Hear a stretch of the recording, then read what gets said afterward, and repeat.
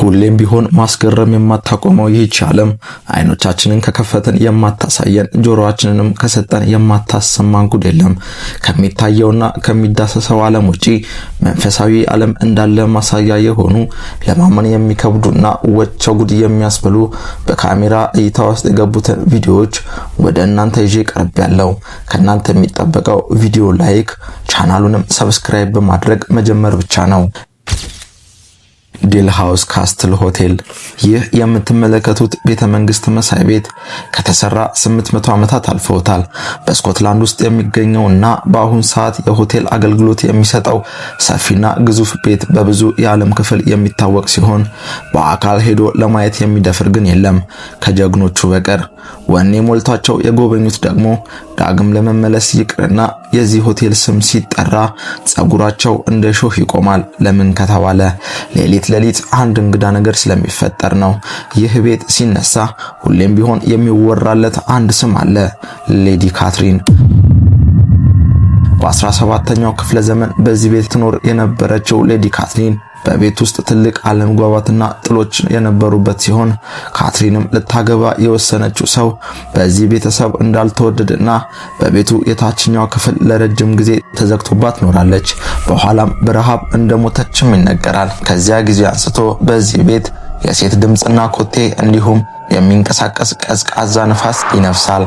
አንዲት ነጭ ልብስ የለበሰች ሴትም በተደጋጋሚ ለብዙዎች እንደታየችና አብዛኞቹም ወደዚህ ቤት ለመምጣት እንደሚፈሩ ይነገራል።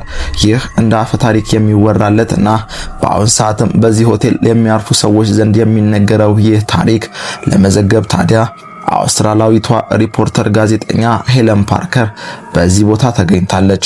ሄለን ፓርከር በጣረሞት መኖር የማታምንና ሰዎች በአእምሯቸው የሚፈጥሩት ነው ትላለች።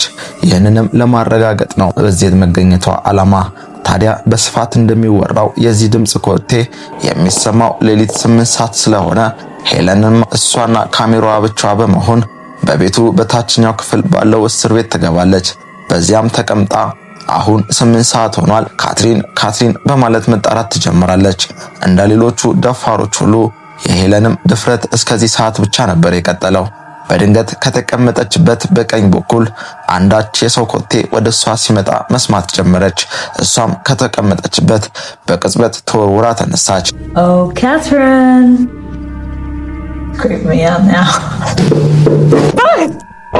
ሄለን ፓርከር በደነገጠና በመገረም ስሜት ውስጥ በመሆን ስሟን ስጠራ የኮቴ ድምጽ በቀኝ በኩል ተሰማኝ። የኤሌክትሪክ ንዝረትም ፊቴ አካባቢ ነበረ። ይህ ቤት እውነትም አንዳች የተለየ ነገር እንዳለበት ተናግራለች። በነጋታውም ጓዟን ሰብስባ ላትመለስ ወጣለች። እውነት የሙታን መናፍስቶች በዚህ ልክ ይኖራሉ? ሐሳቦቻችሁን በኮሜንት አሳውቁኝ። ስክሪን ሻዶ ጎስት። በዚህ ኮንቴነር ማውረጃና ጭነት ማራገፊያ ጣቢያ ላይ ለደህንነት ሲባል የተገጠመው ሲሲቲቪ ካሜራ ከበትሮ የተለየና እንግዳ ነገር ለኦፕሬተሩ ማስተላለፍ ይጀምራል። አንዲት ሙሉ ለሙሉ ጥቁር የለበሰች ሴት ከአንድ ቦታ ላይ ያለ መንቀሳቀስ ቆማለች። የሆነ ሰው ወደዚህ የሥራ ቦታ እንደገባ የተረዳው የካሜራ ኦፕሬተር በግቢው ውስጥ ለነበሩት ተረኛ ፓትሮል ለሚያደርጉት ጥበቃዎች በመናገር ነገሩን እንዲያጣሩና የገባችውንም ሴት እንዲያስወጣቸው መልእክት ያስተላልፋል።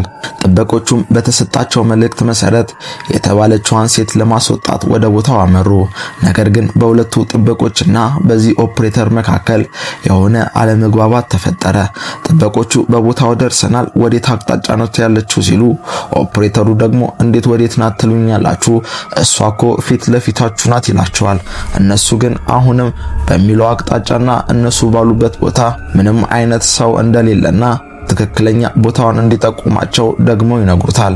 ፕራንክ እያደረጉት እንደሆነ የተሰማው ይህ ኦፕሬተር ወደ ቦታው ሌላ ሶስተኛ ጥበቃ ይልካል። የሚገርመው ደግሞ እሱ እንደሚላቸው እሷ ወዳለችበት ቦታ በመጠጋት እጃቸውን ሲያወዛውዙና በቦታው ምንም አይነት ሰው እንደሌለ ለማሳየት እየጣሩ ይታያሉ። በመቀጠልም የእጅ ባትሪያቸውን በማብራት በየአቅጣጫው ሲያንቀሳቅሱና በቦታው ምንም አይነት የጥላ ምልክት ሳያርፍና ብርሃኑ ሳይከለከል ይበራል። በዚህ ጊዜ ነበር የሲሲቲቪ ካሜራ ኦፕሬተር እየተመለከተው ያለችው ሴት በስክሪን ላይ እንጂ በቦታው እየታያቸው እንዳልሆነ የተረዳው። ይህን ግርምትና መደነቅ የፈጠረበትን ሁኔታ ሪከርድ በማድረግ ይህ አጋጠመኝ እስቲ ፍረዱኝ ሲል ነገሩን ለሶሻል ሚዲያ አጋርቷል። ነገሩንም የተመለከቱት አብዛኞቹ ሰዎች የአንዲት ሴት ሙት መንፈስ ነው በቦታው የቆመው ቢሉም እስካሁን ግን መልስ አልተገኘለትም። ታዲያ ይቺ ሴት ማናት? እውነት እንደሚባለው የአንዲት ሴት መንፈስ ነው ወይስ በስክሪን ላይ የተፈጠረ ቴክኒካል ኢረር ሻዶ? ሐሳባችሁን በኮሜንት አሳውቁኝ።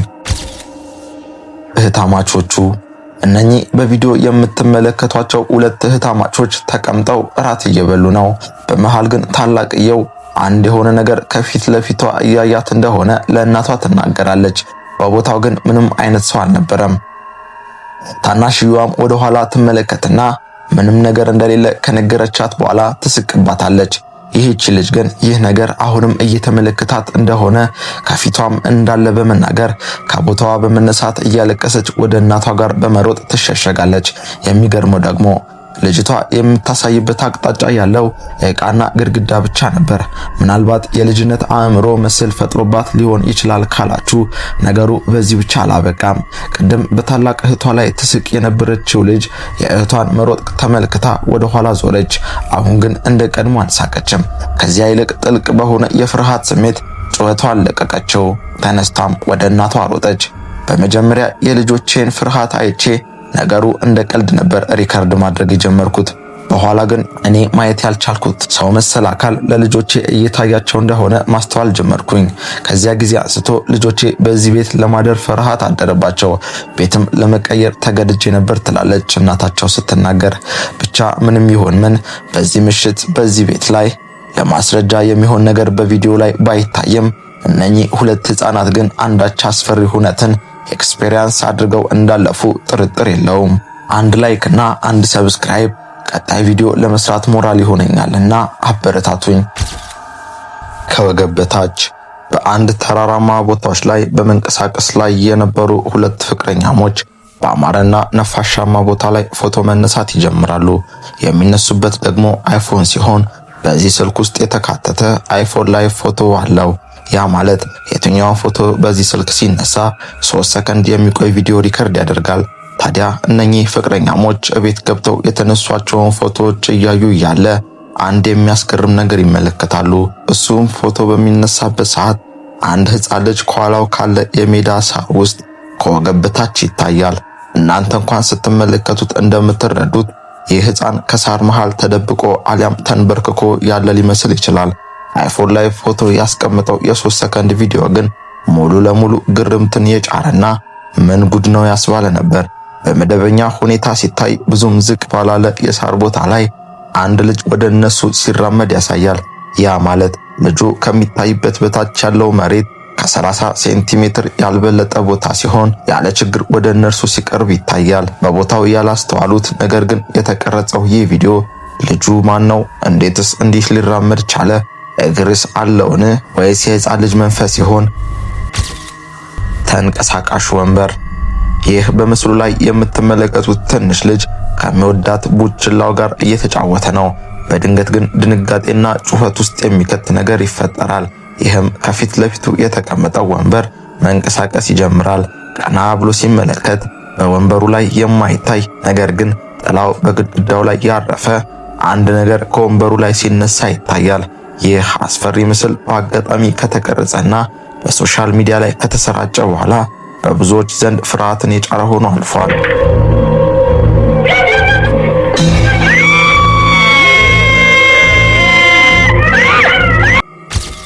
ጨለማዋ ሴት። የሰው ልጅ ያለው የሰውነት ከለር ነጭ፣ ጥቁር፣ ጠይም እየተባለ ቢጠቀስም ጨለማ መልክ ግን እንዴት ሊኖረው ይችላል? አዎ ይህቺ እናት አንዳች ነገር እያስተካከለች ነው። ካሜራው ሲዞር ግን በሰው ተፈጥሮ ውስጥ ሊኖር በማይችል ደረጃ ከጥቁር አልፎ ጨለማ የሆነ መልክ ያላት አንዲት አይኗ ብቻ የሚታይ ሴት ያሳየናል። እንኳን በአካል ለመቅረብ ይቅርና እኔ እንኳን ይህንን ቪዲዮ ስሰራ እንዴት እንደፈራሁ ብታውቁ ላይክ እና ሰብስክራይብ በማድረግ አይዞን ጀግናዬ በማለት ታበረታቱኝ ነበር። ብቻ መቼና የት እንደሆነ ባይታወቅም ይህ ቪዲዮ በጥንቆላ ከምትታወቀው ከገጠራማ የኢንዶኔዥያ ሀገር ሊሆን እንደሚችል ግን ይገመታል። እወዳችኋለሁ። ሰላም።